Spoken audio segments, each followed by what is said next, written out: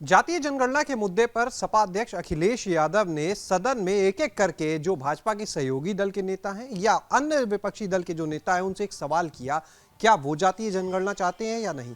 आज वही लोग जब सदन में मौजूद थे तो उन्होंने अखिलेश यादव को ही घेरने का काम किया।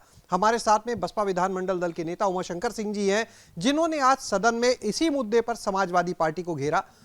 सर, कल अखिलेश यादव जी सबसे पूछ रहे थे क्या आप जातीय जनगणना चाहते हैं, नहीं, एक एक करके सबसे पूछा, आपका भी जिक्र किया।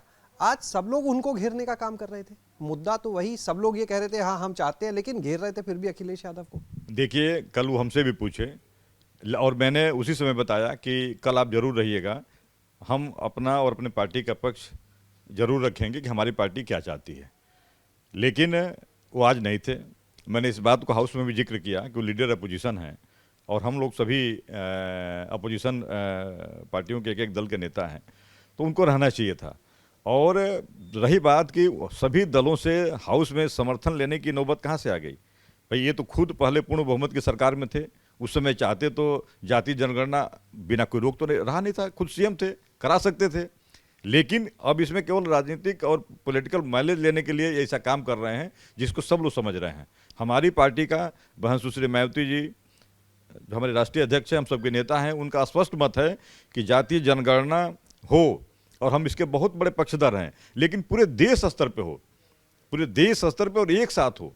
और इसके लिए केंद्र सरकार को आगे आना चाहिए और आ करके जातीय जनगणना एक साथ पूरे देश स्तर में कराए, जिससे कि पता चल सके कि किसकी कितनी भागीदारी है। क्योंकि हमारी पार्टी का नारा ही वही है कि जिसकी जितनी हिस्सेदारी उसकी उतनी भागीदारी। तो मुझे लगता है कि ये हमारी पार्टी का जो निर्णय है कि पूरे देश स्तर पर, अभी कोई इस तरह की बात नहीं रखा है जिसको वहाँ सुश्री मायावती जी ने रखा है, कि पूरे देश स्तर पर जातीय जनगणना हो और उसी के साथ उत्तर प्रदेश भी हो, लेकिन सबका एक साथ हो। न कि हम समाजवादी जैसा जाति जनगणना कराने के नाम पे हम माहौल ख़राब करें, हम अनर्गल लोगों में द्वेष पैदा करें, हम हाउस को बाधित करें कि इस मुद्दा के आगे कोई दूसरा बोल ना पाए, केवल वही रह जाएं। तो ये सब चीज़ें नहीं होनी चाहिए।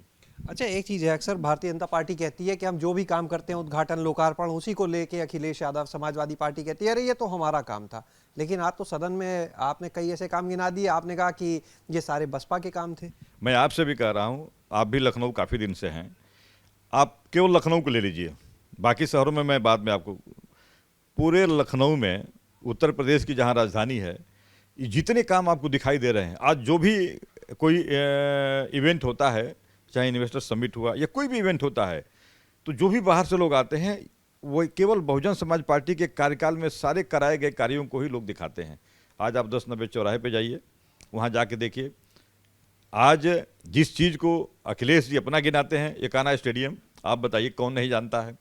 एकाना स्टेडियम, उतनी बड़ी ज़मीन, बहन जी सुश्री मायावती जी जब सीएम थी तो उस ज़मीन को एक्वायर किया उन्होंने स्टेडियम के नाम से, और उस स्टेडियम के लिए 2 बार उन्होंने टेंडर भी किया।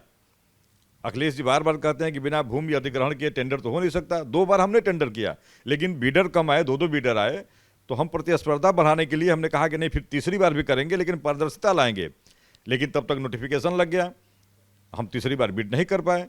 ये तीसरी बार आए, इन्होंने बीड किया और वही उसी फार्मूला पे इन्होंने आगे बढ़ाया।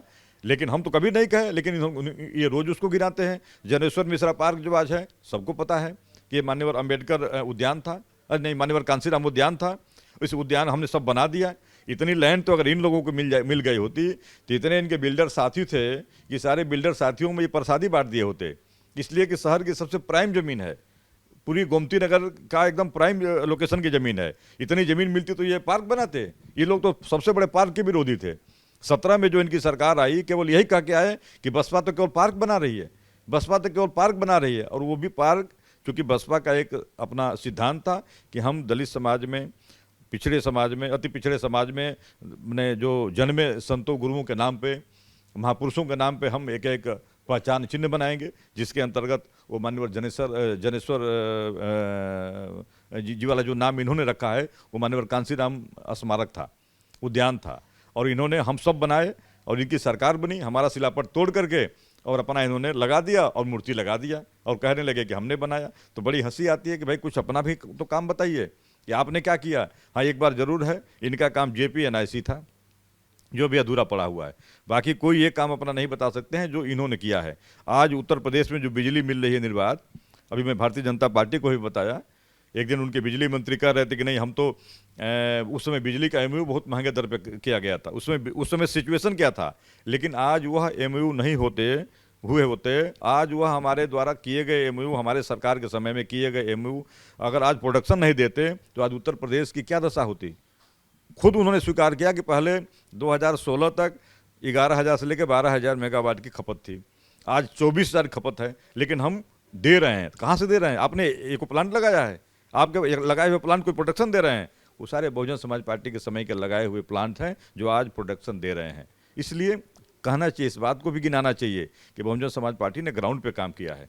बहुजन समाज पार्टी इन लोगों जैसा ढिढोरा नहीं पीटती है, बहुजन समाज पार्टी ग्राउंड पे काम करती है। बहुजन समाज पार्टी ने उस समय अंबेडकर ग्राम विकास योजना के नाम के उनके नाम पे, अंबेडकर जी के नाम पे हर गांव में विकास किया उन्होंने, पूरे एक एक गांव को संतुलित किया गया। तो बहुजन समाज पार्टी की एक सोच है, बहुजन समाज पार्टी के साथ एक मिशन है, उस मिशन के तहत काम होती है।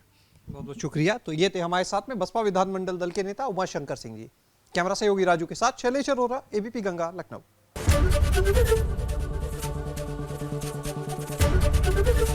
एबीपी गंगा, खबर आपकी, जुबान आपकी।